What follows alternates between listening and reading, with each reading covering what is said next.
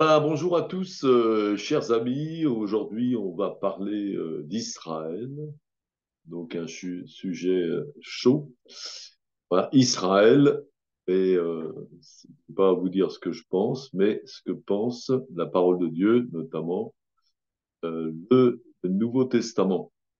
Alors, on va prendre dans l'Épître aux Romains, au chapitre 9, des versets 1 à 5, et on va lire. Je dis la vérité en Christ, je ne mens point, ma conscience m'en rend témoignage par le Saint-Esprit. J'éprouve une grande tristesse et j'ai dans le cœur un chagrin continuel, car je voudrais moi-même être anathème et séparé de Christ pour mes frères, mes parents selon la chair, qui sont israélites et à qui appartiennent l'adoption et la gloire, et les alliances, et la loi, et le culte, et les promesses, et les patriarches, et de qui est issu, selon la chair, le Christ, qui est au-dessus de toutes choses, Dieu béni éternellement. Amen. Alors, à votre avis, pourquoi l'apôtre Paul est triste, il pleure et est prêt à se damner pour ses frères israélites? Mais le texte nous le dit, parce qu'ils sont séparés de Christ.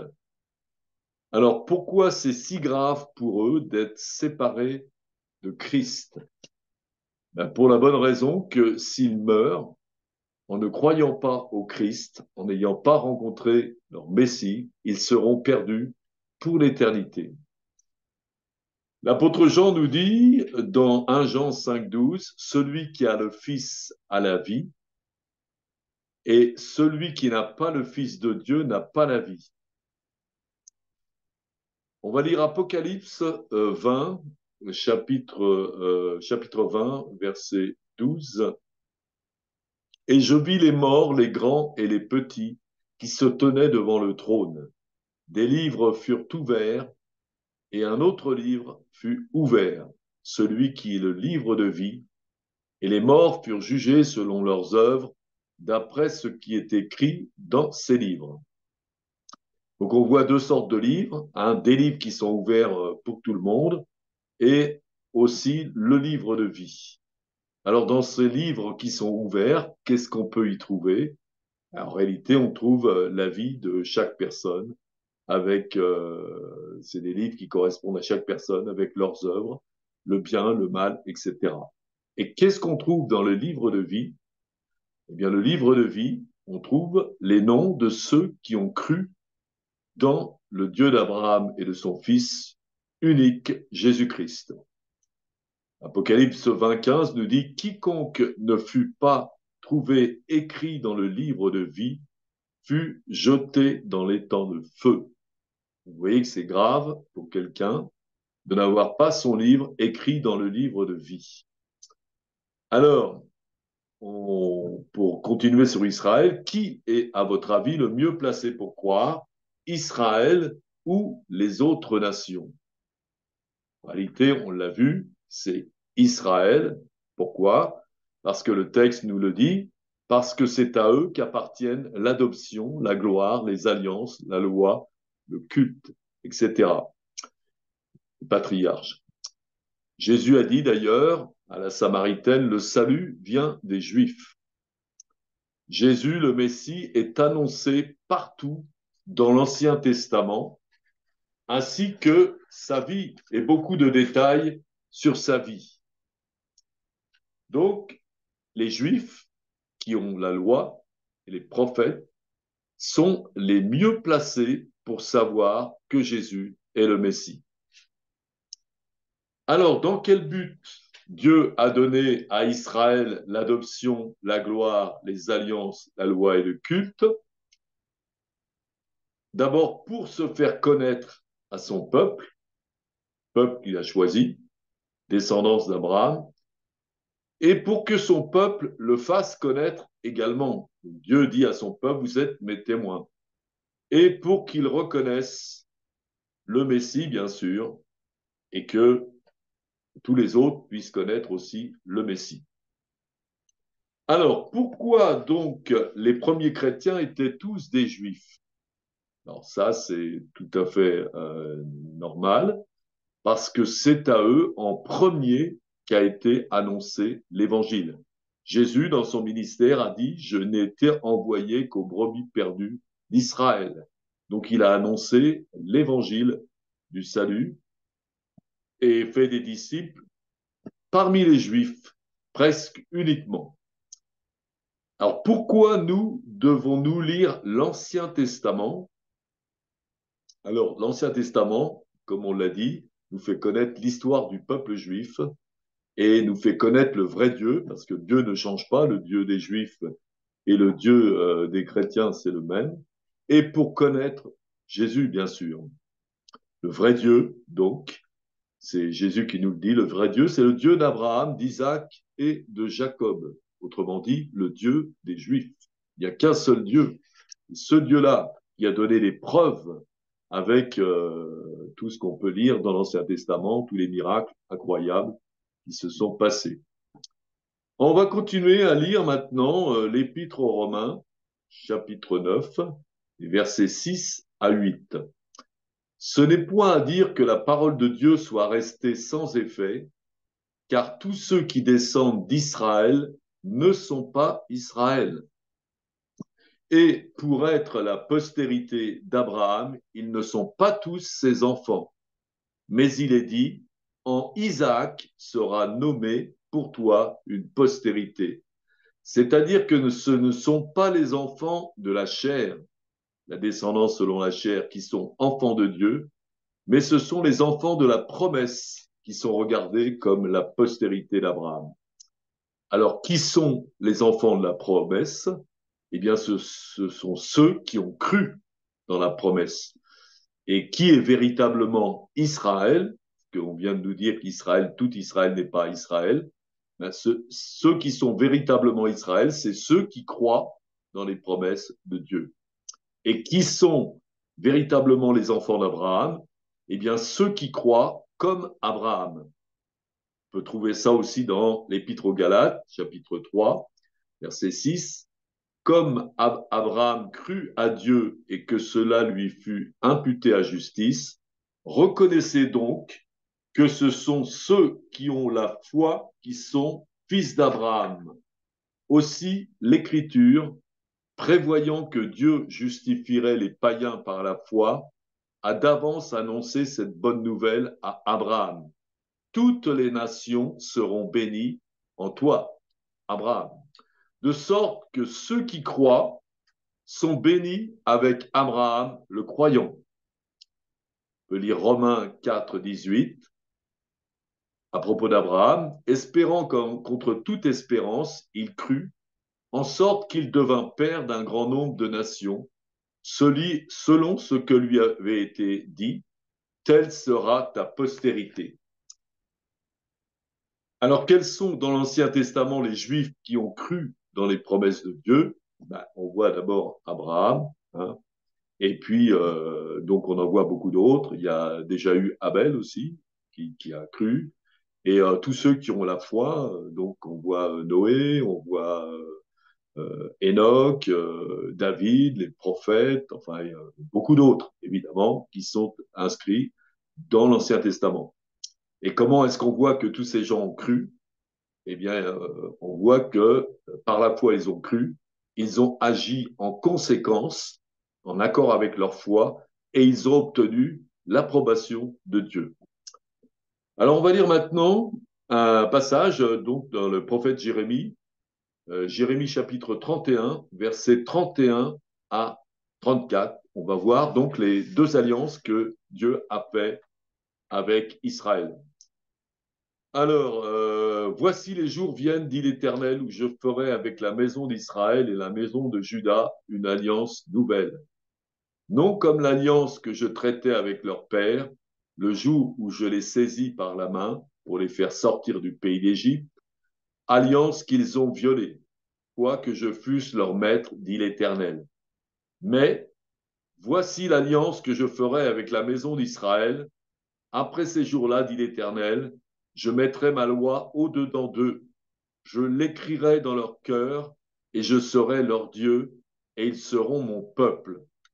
Celui-ci n'enseignera plus son prochain, ni celui-là son frère en disant connaissez l'Éternel, car tous me connaîtront, depuis le plus petit jusqu'au plus grand, dit l'Éternel, car je pardonnerai leur iniquité et je ne me souviendrai plus de leurs péchés.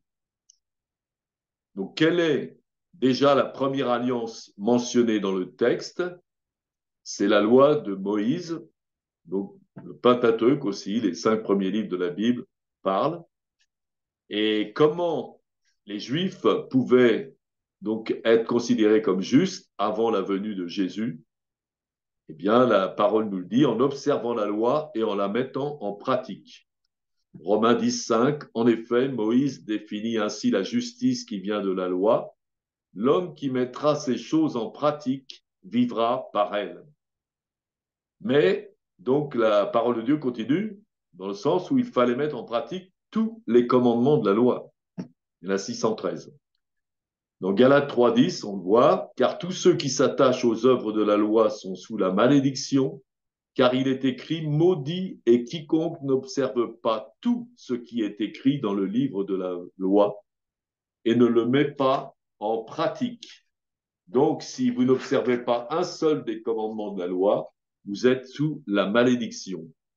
Donc, qui pourrait donc être sauvé, justifié en pratiquant la loi? En réalité, personne. On peut le lire ça dans Romains chapitre 3, versets 20 à 23, car nul ne sera justifié devant lui par les œuvres de la loi, puisque c'est par la loi que vient la connaissance du péché. Mais maintenant, sans la loi est manifestée la justice de Dieu, à laquelle rendent témoignage la loi et les prophètes. Justice de Dieu par la foi en Jésus-Christ pour tous ceux qui croient, il n'y a point de distinction, car tous ont péché et sont privés de la gloire de Dieu, et ils sont gratuitement justifiés par sa grâce, par le moyen de la rédemption qui est en Jésus-Christ. Alors maintenant, la question qu'on peut se poser, c'est si la loi n'a justifié personne, pourquoi donc la loi a-t-elle été donnée? Donc la loi a été donnée, donc la parole de Dieu nous le dit, pour avoir la connaissance du péché. La loi nous montre qu'on est prisonnier du péché et qu'on ne peut pas se sauver par ses actions, qu'on a besoin de Dieu pour être sauvé du péché et de ses conséquences éternelles. Même les disciples de Jésus étaient étonnés et qui se demandaient les uns aux autres, mais qui donc peut être sauvé? Et Jésus les regarde et dit, cela est impossible aux hommes, mais non à Dieu, car tout est possible à Dieu. Alors, pourquoi la loi? Eh bien, c'est la même chose que, par exemple, en France, vous avez des lois. Bon, par la loi du pays, on peut connaître ce qui est permis et ce qui n'est pas permis. Donc, si vous enfreignez la loi, eh bien, vous êtes puni. Vous pouvez aller en prison. Donc, la loi nous montre qu'est-ce que c'est qui n'est pas permis, qu'est-ce que c'est qui est mauvais. Et la loi ne nous change pas, mais elle nous montre simplement ce qui est mauvais pour qu'on évite de le faire, bien sûr. De la même façon, donc, la loi de Dieu, la loi de Moïse, ne sauve personne, mais elle nous montre ce qui est mauvais. Et donc, la parole de Dieu nous dit qu'elle est un pédagogue pour nous conduire à Christ, parce qu'on voit que sans cette loi, nous pouvons être justifiés, mais heureusement, Dieu nous a donné un autre moyen. Alors, on va le voir maintenant. Donc, quelle est la nouvelle alliance que Dieu fait avec la maison d'Israël et la maison de Juda? On va lire donc la suite. Verset 33. Mais voici l'alliance que je ferai avec la maison d'Israël après ces jours-là, dit l'Éternel. Je mettrai ma loi au-dedans d'eux. Je l'écrirai dans leur cœur et je serai leur Dieu. Et ils seront mon peuple. Celui-ci n'enseignera plus son prochain, ni celui-là son frère, en disant, connaissez l'Éternel, car tous me connaîtront, depuis le plus petit jusqu'au plus grand, dit l'Éternel, car je pardonnerai leur iniquité et je ne me souviendrai plus de leurs péchés. Donc, on voit que Dieu se fait connaître à tous dans cette nouvelle alliance personnellement. Donc le salut est personnel, ce n'est pas une rencontre avec une religion, c'est une rencontre avec Dieu qui se fait connaître à chacun d'entre nous personnellement. Alors comment se fait connaître? Eh bien par une rencontre personnelle avec Dieu au travers de Jésus-Christ. Ensuite, il est dit qu'il mettra sa loi dans notre cœur. Donc comment? Eh bien la loi de Dieu, c'est la parole de Dieu. Et Dieu met la parole de Dieu dans notre cœur, c'est-à-dire Jésus dans notre cœur par le Saint-Esprit. Jésus est la parole de Dieu incarnée et il vient dans notre cœur. Et ensuite, dans cette nouvelle alliance, il ne se souviendra plus de nos péchés. Comment? Eh bien, grâce au sacrifice de Jésus. Hein, il est dit que le sang de Jésus nous purifie de tout péché. Alors, comment pouvons-nous contracter cette alliance? Donc, pour tous les croyants, aussi bien les juifs que les nations, eh bien, en croyant en Jésus. À qui s'adresse ce texte? Eh bien, Jérémie 31, 33, 34, à la maison d'Israël. Et qui trouve-t-on dans la maison d'Israël? En réalité, tous les descendants d'Abraham, selon la promesse, c'est-à-dire tous les gens qui ont cru dans le Messie, qui l'ont reconnu et qui croient en lui, Jésus. Aussi bien donc ceux des Juifs que ceux des nations. Tout cela forme le peuple de Dieu, le véritable Israël éternel, la descendance d'Abraham selon la promesse de ceux qui ont cru comme Abraham. On va lire maintenant Éphésiens chapitre 2, versets 14 à 22. Car il est notre paix, lui qui des deux n'en a fait qu'un, et qui a renversé le mur de séparation, l'inimitié, ayant anéanti par sa chair la loi des ordonnances dans ses prescriptions, afin de créer en lui-même, avec les deux, un seul homme nouveau, en établissant la paix, et de les réconcilier l'un et l'autre en un seul corps, avec Dieu, par la croix, et en détruisant par elle l'inimitié. Il est venu annoncer la paix à vous qui étiez loin, et la paix à ceux qui étaient près. Car par lui, nous avons les uns et les autres accès auprès du Père dans un même esprit. Ainsi donc, vous n'êtes plus des étrangers ni des gens du dehors, mais vous êtes concitoyens des saints, gens de la maison de Dieu. Vous avez été édifiés sur le fondement des apôtres et des prophètes, Jésus-Christ lui-même étant la pierre angulaire. En lui, tout l'édifice bien coordonné s'élève pour être un temple saint dans le Seigneur. En lui, vous êtes aussi édifiés pour être une habitation de Dieu en esprit. Alors il est dit que des deux, il n'en a fait qu'un. Alors de quoi parle-t-on? Eh bien les deux, c'est les deux peuples, Israël d'un côté et les nations. Hein. Donc, en fin de compte, des deux, il en fait qu'un. Ça veut dire que d'Israël et des nations, il fait un seul peuple, ceux qui croient en Jésus. Alors, Israël, qui croit dans le peuple de Dieu, et les nations qui croient, sont aussi le peuple de Dieu. Les Juifs qui croient et les nations qui croient sont réunis dans un seul corps. Et qui est ce corps? Eh bien, la parole de Dieu nous le dit, c'est le corps de Jésus. On trouve ça dans 1 Corinthiens 12, 27. Vous êtes le corps de Christ et vous êtes ses membres, chacun pour sa part. Donc ceux d'Israël qui croient en Jésus et ceux des nations qui croient en Jésus ont été réunis en un seul corps, le corps de Christ, le peuple de Dieu. Qui a fait ça? Jésus. Comment il a fait ça? Par sa mort et sa résurrection. Quels sont les fondements de ce peuple, de ce nouveau peuple uni en Christ? Ce sont les apôtres, les 12 apôtres, et les prophètes, prophètes de l'Ancien Testament, et Jésus étant la pierre angulaire. Donc nous sommes aussi, notre fondement, c'est le peuple juif, hein, à travers les apôtres et les prophètes et Jésus, tous étaient des juifs. Alors, est-ce à dire, donc, un seul peuple, le peuple de Dieu maintenant, Israël éternel, est-ce que le Seigneur a abandonné la nation d'Israël? Alors, on va voir que non. On peut lire dans l'Épître aux Romains, chapitre 11, versets 7 à 26. Mais si quelques-unes des branches ont été retranchées, et si toi qui étais un olivier sauvage, tu as été hanté à leur place et rendu participant de la racine et de la graisse de l'olivier, ne te glorifie pas aux dépens de ces branches. Si tu te glorifies, sache que ce n'est pas toi qui portes la racine, mais c'est la racine qui te porte. Tu diras donc, les branches ont été retranchées afin que moi je fusse hanté. Cela est vrai. Elles ont été retranchées pour cause d'incrédulité. Et toi, tu subsistes par la foi.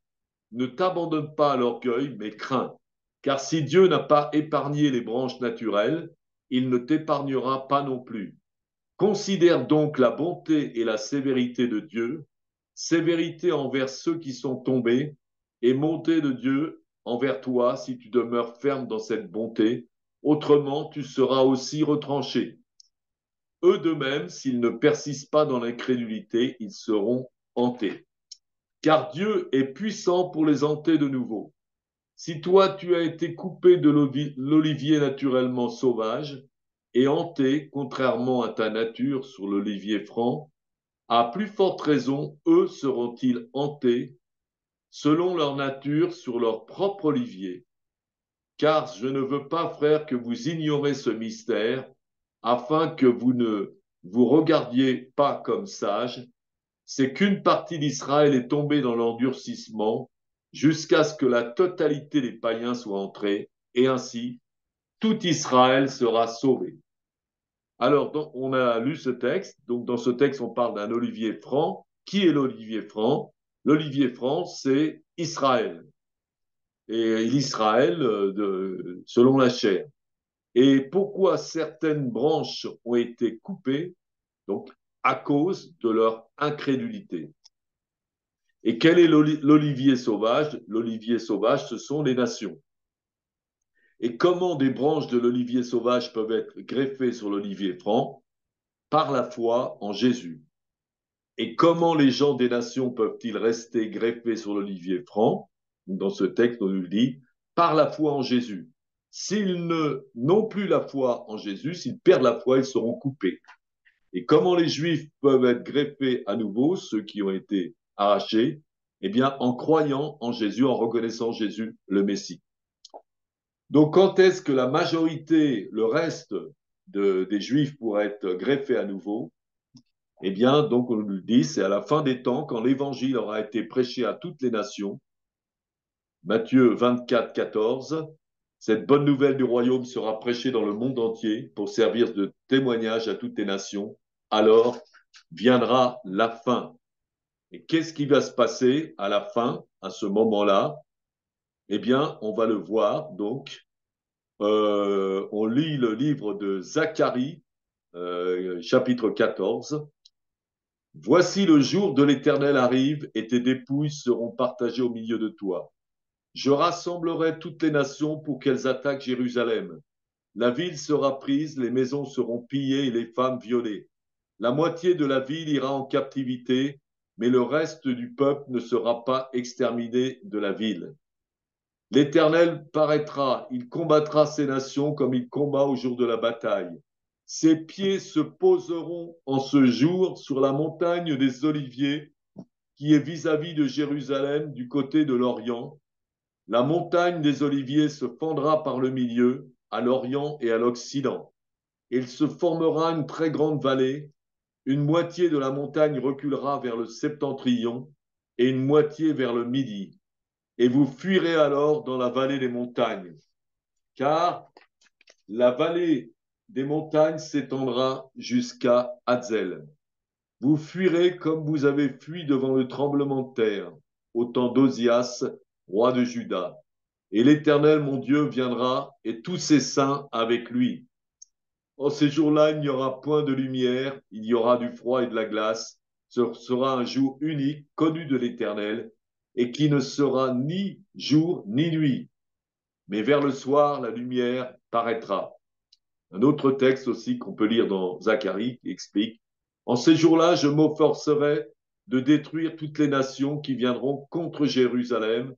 Alors je répandrai sur la maison de David et sur les habitants de Jérusalem un esprit de grâce et de supplication. Et ils tourneront les regards vers moi, celui qu'ils ont percé. Ils pleureront sur lui comme on pleure sur un fils unique. Ils pleureront amèrement sur lui comme on pleure sur un premier-né. Donc vous voyez, donc on parle de vraiment la toute fin des temps où toutes les nations viendront pour faire la guerre à Israël. Donc déjà, l'antisémitisme a pas mal commencé avec tout ce qui se passe. Et donc beaucoup de nations, c'est écrit, hein, ça va se passer, et viendront sur Jérusalem pour détruire Jérusalem. Et il y aura aussi beaucoup de morts. Mais c'est à ce moment-là que Jésus reviendra, parce il nous est dit, écrit, l'Éternel posera ses pieds sur le mont des Oliviers. Et ça, c'est cette promesse qui a été faite quand Jésus donc s'est élevé de la terre devant ses apôtres. Eh bien, donc un ange est venu, il dit, ben, de la même manière, et c'était sur le mont des Oliviers, de la même manière que Jésus est parti, ils reviendront de la même façon. Et à ce moment-là, donc, tout le reste d'Israël, eh bien, reconnaîtront donc leur Messie, hein, et ils se convertiront à Jésus, comme il est écrit. Alors je répandrai sur la maison de David et sur les habitants de Jérusalem un esprit de grâce et de supplication. Il tournera les regards vers moi, celui qu'ils ont percé, tourneront, pardon. Ils pleureront sur lui comme on pleure sur un fils unique, ils pleureront amèrement sur lui comme on pleure sur un premier-né. Donc, tous les Juifs qui resteront à Jérusalem, donc à ce moment-là, reconnaîtront le Messie, ils pleureront et ils se repentiront et ils croiront en lui.